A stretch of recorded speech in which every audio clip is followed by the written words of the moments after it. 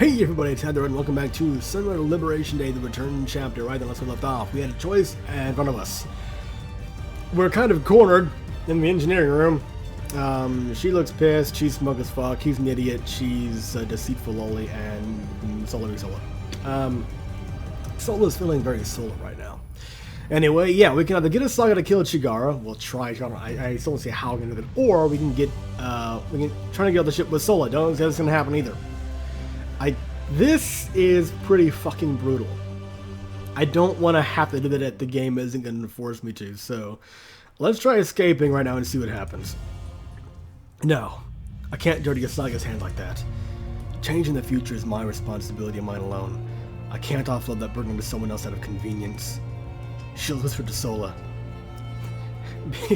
I know this isn't like where everyone is in the room, really, just all in front of him, but it's kind of funny to think about. He just leans forward.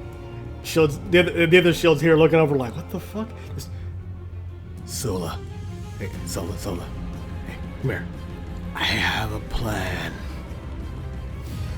We're going to make a run for it. We need to escape the ship on this Seraphim. Think you can do that for me? Yes. Even in this life-or-death situation, Sola's eye betrayed not a flicker of hesitance. She'd already decided she would follow Shields into whatever hellfire may come his way a long time ago. Oh. Alright. Stay safe, Sola. Fear not. Today, it shall be I who protects you. Oh shit, son! She's awakening! Sola took a deep breath as her eye began to glow. What? She suddenly shoved Shields down to the floor. Oh, is this her fucking handgun she stashed? Before the Marines could react, she'd already drawn her holstered pistol. Within the span of a blink, she unloaded the entire clip into each of the Marines' shins. Well, at least she shot him in the legs. I used to be a Marine, then I got shot in the shin. She rolled behind a console. The surviving Marines took their aims off Shields and sprayed it with stun rounds. Surviving? You mean standing. I don't know if surviving is... Sparks flew as the rounds impacted against the console. Shit, Captain, this way! Alva grabbed hold of the Kato's shields before he could protest and shoved them out of engineering. Overhead, the klaxon rang. Shields crawled into the console behind Sola and drew his own pistol. Sola, we're gonna be overwhelmed with reinforcements soon. Unfortunately, that was all the ammo I had. Damn. Shields peered at the console and saw a horde of Marines in the hallway outside of engineering coming in to reinforce the injured squad. Way too many for them to handle. Ah, shit, this is nuts! Ikari pounded the console. Fire retardant sprays activated the room and the engineering gate sealed shut, locking the reinforcements out. Ikari, I don't know what the hell's going on, but I just saw you save the ship. Ah, that's my girl, yes! Yes, Ikari! I knew you were fucking get some common sense in you, yeah! That's what I'm talking about. She knows. She knows something ain't right. I mean, it's not right at all, but she knows something's up, I guess you could say. And from what I just saw from the logic bomb that shut in the reactor, I'm thinking what you're saying to the Chief's actually right. Feels like you can count on me in this, Cap. Alright, help us get the ship. Copy. That's my hope. That's my hope. The trio entered the thick cloud of fire retardant, now spreading through the floor of engineering. The nearest maintenance tunnels leading to the hangar on the second floor. Wait, what? I don't think I read that even remotely correctly. The nearest maintenance tunnel leading to the hangar. The hangar is on the second. Okay, yeah, okay, I see. Come on, we gotta get to the catwalks. The luck ran out when stun rounds whizzed past him and ricocheted off the wall. Shields grimaces around grazed face, burning a gash across his cheek. The stun rounds were the security team's primary noun of the weapon. With a maximum range of 40 meters, the rounds could be fired from a standard Asia rifle at low velocities to embed itself in the target's tissue and deliver an incapacitating shock. Okay. Well, no, it's not usually penetrating internal organs. Keyword: usually. The operative word there. Shields saw two Marines clad in full body armor approaching the position the rifles firing. Suddenly, Ikari emerged from the clouds beside them and delivered a flying kick right to the Marine's helmet. Like a Cincinnati kick. The other Marine spun around to face her and pump her full of stun rounds. But in a single well-practiced maneuver, Ikari unbuckled the first Marine's vest and held him in front of her. The unfortunate Marine gasped as he was pelted with stun rounds and crumbled to the ground, twitching as 10,000 volts of electricity coursed through his body. Ikari performed a frontward flip, kicking the other Marine's rifle to the floor while he was still recoiling from shooting his compatriot. She then dropped to the ground and blew his shin out using the fallen Marine's rifle. God damn! He held and fell to his knees. He was swiftly knocked out when Akari pounded the back of his head with the butt of a new rifle. Holy, Akari wasn't kidding about being a contract assassin. Cap, catch! Akari tossed the second rifle to Shields. Hey, click, click. He grabbed it and checked its ammo. 20 stun rounds, 3 bullets. Be careful, the stun rounds won't penetrate their armor. Despite that, he only loaded the stun rounds. He was still the captain of this ship. He was not about to start gunning down his own security team. Good man. I'll cover you while you climb the ladder. Don't worry about me. They're coming to capture us, not kill. Alright. Good luck, Akari. No prob. I'll see you later. Well, one of us, maybe, hopefully. With that, Shields and Soul left Akari on the floor of engineering and clambered up the ladder.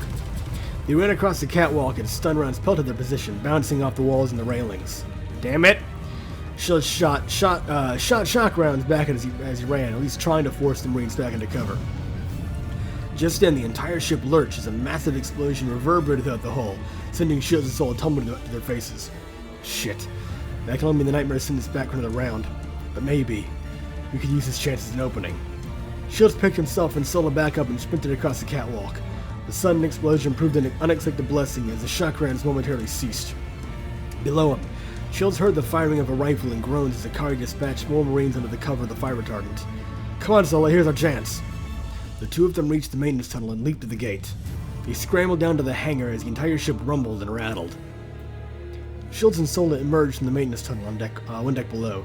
They scrambled to the hangar as fast as their feet would carry them. They arrived at the Sunrider's enormous hangar. Come on, let's hitch right on this thing. Shields climbed on board a small buggy. Sola hopped on behind him and put her arms around his chest. Just then, Marines burst into the hangar. Shit, hang on. We're gonna GTA motherfucker this shit and just mow him down in the little buggy or something.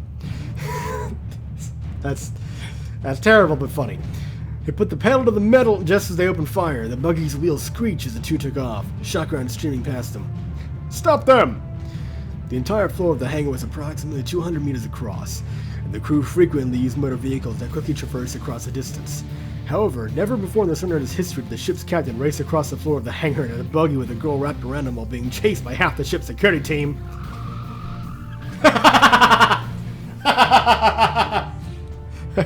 I appreciate the sound effect, that's good.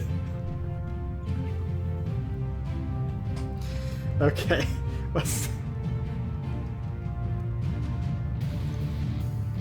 That's good. Ooh. It's in a fucking golf cart. That's how I'm picturing it, shut up. Shields turned hard when a forklift carrying a crate of Rider munitions pulled out in front of him, nearly causing both of them to fall off. Behind them, a half-dozen Marines managed to commandeer buggies of their own and took off after them. It's a fucking golf cart chase. Hang on! Sola's eye once again illuminated as she grabbed Shields' combat rifle. She took aim and opened fire. Few of the shots missed because her aim sucks. No. Goddamn Sola, in-game. Can't hit half the shot I wanted to hit. The shock round struck a Marine directly on his exposed arm, embedding itself and delivering its electric payload. He fell off his buggy in convulsion, sending it flying into supply crate. Another beat, Sola fired once more, striking another Marine down. She gave no pause, bringing Providence to all who chased them. Providence awaits. Shields pulled over beside the Seraphim. Come on, we're out of here. We're here, let's go. Understood. With a final shot which knocked the nearest Marine off his buggy and sent him spinning across the floor, Sola hopped off her seat and ran towards the Seraphim. Shields' shock rounds pelted the loading mechanism as the two scrambled into the Rider's cockpit. Sure hope this thing can accommodate two. Get us out of here, Sola. Sola shut the cockpit and activated the Seraphim. Akari's voice came from the launch tower. I managed to clear out the control crew men in this place. Seraphim, you're cleared for launch. Okay. We owe you one, Akari. Seriously. Once this is all over, I think you're gonna owe me some drinks, as well as a damn good explanation. Until then, I'll be waiting. Godspeed. The hangar alarm rang and the crew scrambled out as the main airlock opened. Yeah, I kind of feel sorry for her. In this timeline, she's gonna get stuck there on the ship, probably gonna be hunted down with the crew, you know, locked and tossed in the fucking brig by the other dumbass Shields because she helped me out. I feel really guilty about that. Appreciative, but guilty. The Seraphim locked on the linear rail. It appears we're not wearing plug suits. Yeah, I know, it's not as, you know, Foam fitting. Please hang on. The G-force of the launch will be quite powerful. Oh, great. Ah! Shields braced himself against the cockpit's spherical wall as a linear rail flung the Seraphim out of the hangar. Everything became a blur as all the blood in his body flowed to the back of his body. The Seraphim emerged out of the front of the ship into a field of fire. Flak rounds exploded all around them, while laser beams split the black void of space like thunder. Alliance and Pact ships were tangled at dagger range, pounding each other with kinetic rounds. Ships exploded around them as swarms of riders spiraled around the ship, bombers trying to take down the larger ships with missiles, while interceptors cut down the bombers with assault rounds. I will use the chaos of the battle to withdraw. Please hang on in case of unexpected turbulence. This is your captain speaking. We may be experiencing some turbulence in a moment. Please ensure that your seatbelt is locked in and that you are not being a fucking dumbass and standing up at this time. And if you are, well, may God have mercy on your soul. And your skull. Sola spun the Seraphim. I don't even know if the mic can pick that up clearly. I don't know. We'll see. Sola spun the Seraphim around sharply, setting his shoulders tumbling to the opposite end of the cockpit sphere. Urgh! She narrowly avoided getting clipped by a stray laser.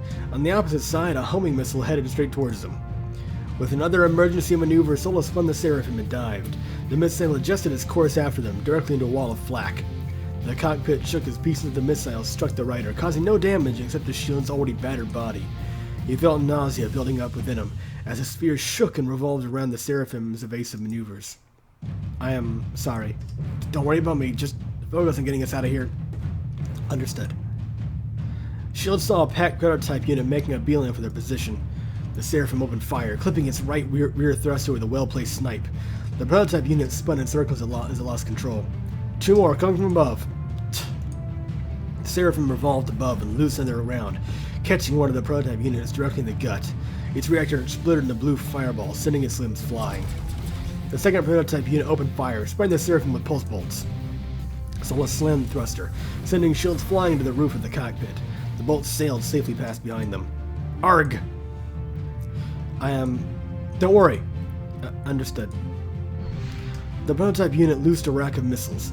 They streamed towards the Seraphim like a horde of raptors. Sola twisted the control stick, sending the Seraphim into a spiraling dive straight into the flank wall of the Alliance battleship. She gritted her teeth as her eye ignited blue. Hang on. She weaved the Seraphim through the battleship's flak rounds, explosions popping all on the rider but never hitting it. The missiles were nowhere as skilled as dodging the flak, and imploded behind the Seraphim. Sola spun her rider once more and took aim.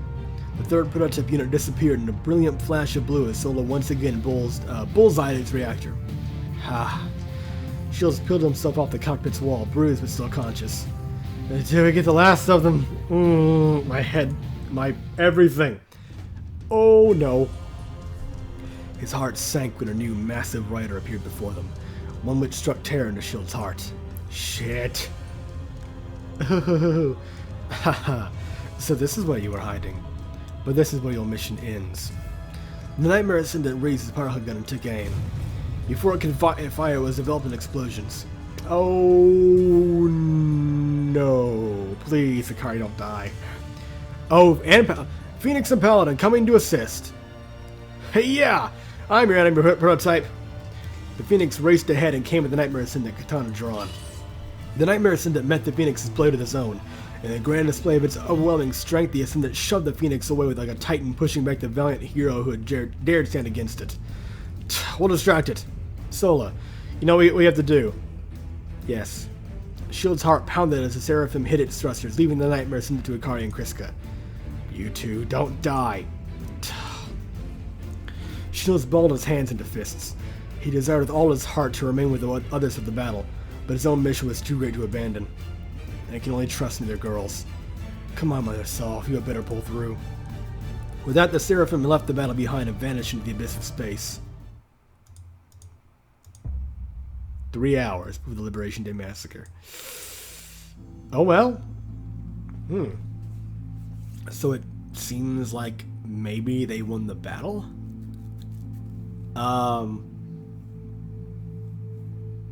And we're at the event.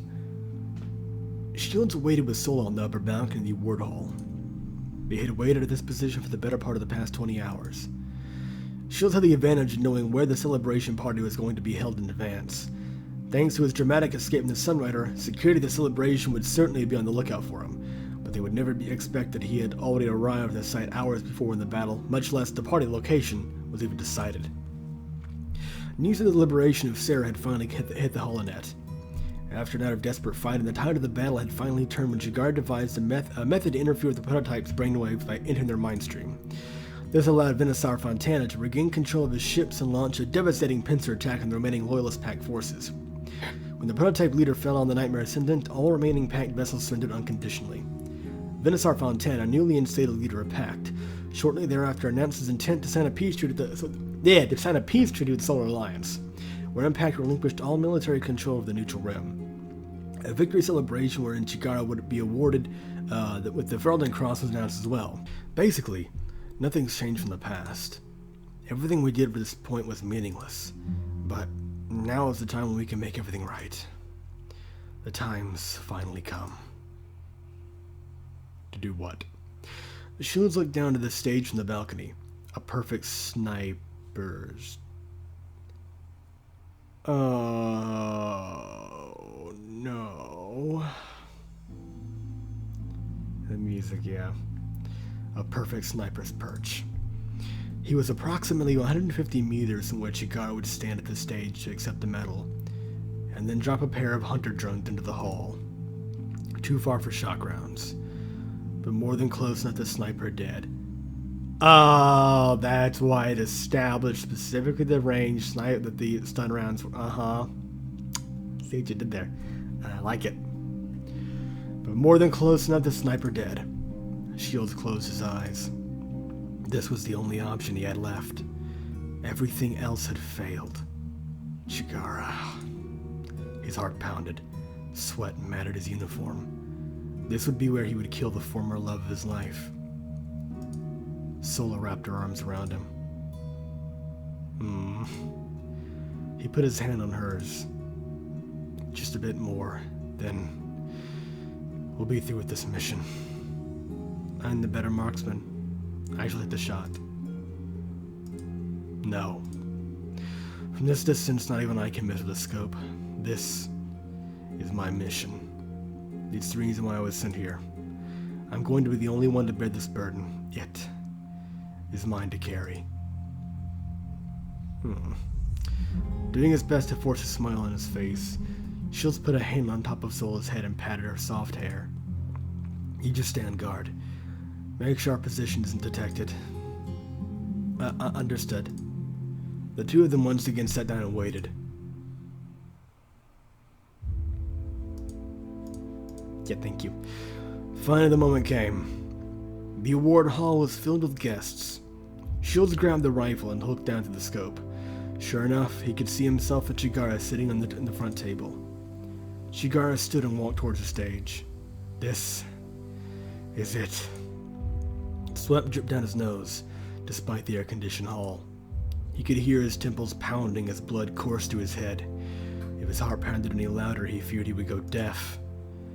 He trained the crosshairs between Chigara's eyes. All he would have to do is pull the trigger. Then none of the nightmares of the past would happen. The Admiral would not be shot before his very eyes. The Alliance officers would not be gunned down. The Alliance would not attempt to unleash the Tactical Paradox Core upon his homeworld. The galaxy would not be thrust into a massive war to the bitter end. His ship would not be lost in a final suicide attack. He would instead return home at the end of a hard-fought war. He would finally return to that mountain and bury his sister. Bury her so deep that her ghost would no longer haunt him in his nightmares. Memories flashed by in his head. He had loved her. He would have dropped everything else in his life to open her bakery. He had promised her that he would burn the very galaxy of him in protecting her. Yet, he found himself here, breaching that very promise. His eyes began to water. He had imagined that they would get married, that they would have children. The scars of the past would heal as he lived out the remainder of his life with her in peacetime. Her voice echoed in his head. It was the only voice which soothed his agony. Every time he heard Moray's voice, accusing him of abandoning her, Shigar would tell him that he had done his very best, that his sister did not resent him for abandoning her to her fate. She would call him a hero. Hero. Hero. Hero. And yet, that hero had his finger upon the very trigger which would end her life. No. It was all a lie. Tears streamed down his cheeks. She said all those things just to control me. Well, that's not entirely true. I mean, that was her mission, but Shigara herself, the one that's not being controlled, was actually had feelings for Shields. But damn.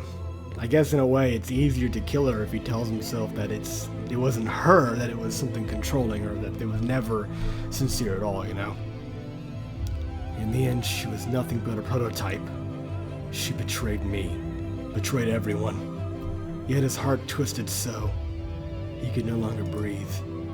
He had to end this now, or else he would choke upon his regrets and drop dead. Oh no.